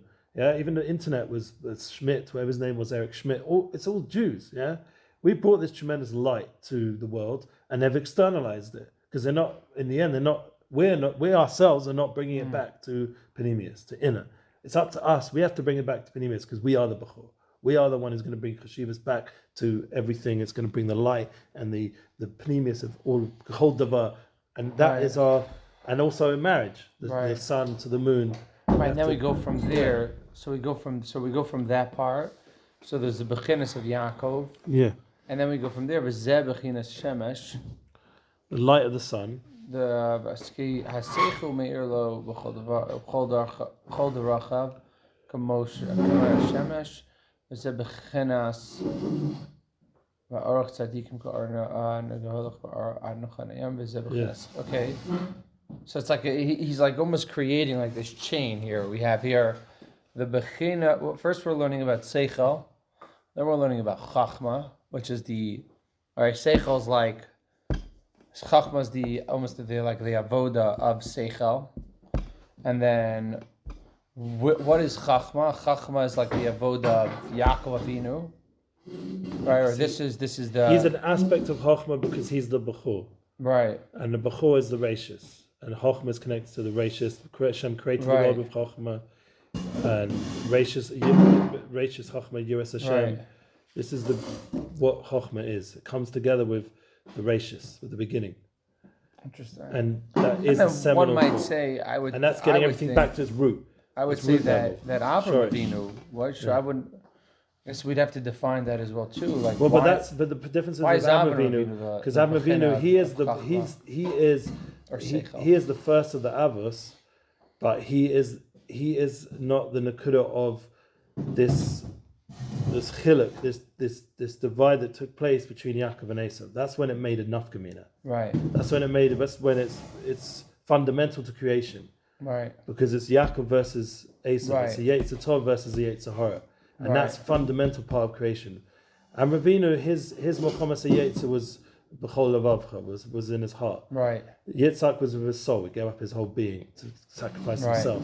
Yaakov is Moedech with everything. Right. With everything in life. Yaakov was almost like B'chor Sha'avos, it says. He was the chosen of the Avos. It says that in the Sfarim.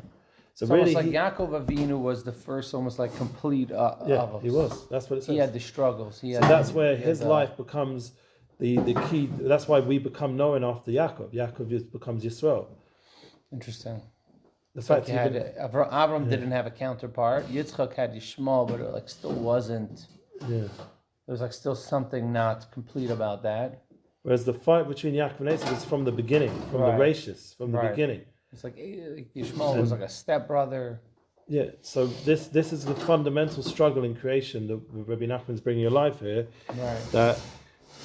And he goes on to say, and we should end off with this because it's almost Shacharit. Yeah, I have to do it in my... We'll mamish do it quickly. And but someone that doesn't connect himself to the seichel, the intellect and the wisdom and the energy that's within everything, the chiyas, the life force within there, bechinas Esav.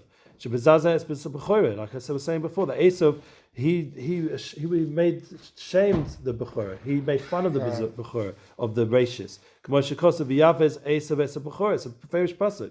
Hashem made, Esav made a shame of the Bechorah. He made fun of the Bechorah. Dahainu HaSeichel, and that's the Seichel canal. Bechinas, it says in Mishlei, Lo Yachbos Kisil B'Tavuna Kiyim Izgalis Libo. Zeh bechinas Malchus HaRasha, bechinas Lavana Sitra Achra, Shalanema V'Chafra HaLavana. And that's bechinas Yetzer Tov Yetzer Hara. Malchus HaRasha. Okay, well, so the evil nation, we'd have to get into that. The evil nation, the alternative is, that's by Esav. Yeah, you got that? That's the one who's mevazeh, the chokhmah, the gracious, everything we just talked about. And that's the problem, that the world right now has externalized all this wisdom, and it's made fun of Am Yisrael and our light. And they need that light. They've used it to create all this amazing technology, but they haven't attributed it correctly back to Am Yisrael. And we haven't created that attribution because we want to be more like the nations and we want to be ourselves. Right. So once we get back to the cheshivas of Chochmah and Malchus, of Yiras Hashem and Rashis and Bechorah, and we become Yaakov again, in the full sense of Yaakov, then that fight between us and Esav will eventually do tshuva. And he'll come back to us. It'll be like, wait a minute, everything's back to you. Better understanding of the whole. I always found that whole story with Esav and Yaakov, and Yaakov bought the Bechoros from Esav for like a bowl of lentil soup. Yeah, it seems a bit superficial. The whole thing sounds so strange. But then we see, really, it's very clear. He's prioritizing superficiality. Right. He can't even call it what it is. He's not even naming the food. He's calling it red stuff, the most external level. And that's the problem of the world. They externalize everything so much. Instagram, everything's so external. Yeah, we have to bring it back to the shorish, the root, that it was mourning for a tzaddik, Avram Avinu. That's what the lentils were. Right. And it means cashing yourself to a tzaddik of that time and continuing in his way. That's really what the lentils were about. Not about chas v'shalom, some silly little deal. Yeah. Right. And the Bechorah, to make shame, to make fun of the Bechorah, the Rashis. Right. This is the purpose of creation. What are you doing? Also, the idea, I'm just thinking about this now, the idea here, and then I got to run, is that if you think about it, the whole chiddush there is that Yaakov Avinu had that chachma before he bought it, right? Right. He had Yaakov Avinu had the Bechoros already beforehand. He was at Ishtam. He was at Ishtam. He went to Esav and he beat him at his own game. And he's like, you are a man of pure superficiality. You're a man of just like contracts and paperwork, and this is what it is. Power, greed, taiva. And so he's saying to him, you sold me it. When really Esav could have said, we can both have it, right? It's not. They could have had partnership. They could have had partnership. Definitely. That's the ideal. That's Yisos Chazvulin. That's what Am Yisrael did. No one has a monopoly on spirituality and physicality. We work together. We need both. We need the businessmen and we need the Torah people. They need to be together. Or even said, like, you can't even sell. Like, the whole I couldn't. How do you sell your firstborn rights? The whole thing doesn't even make sense. Because he never really had it. That's what Yaakov revealed. Right, that's what Yaakov revealed, but he revealed. And Esav showed himself they never really had it because he was. By doing that. Yeah. Interesting. But he still couldn't let go of it because he knew what it really is, the essence of creation, and deep down he knew that's really what he should be connected to. God. Okay.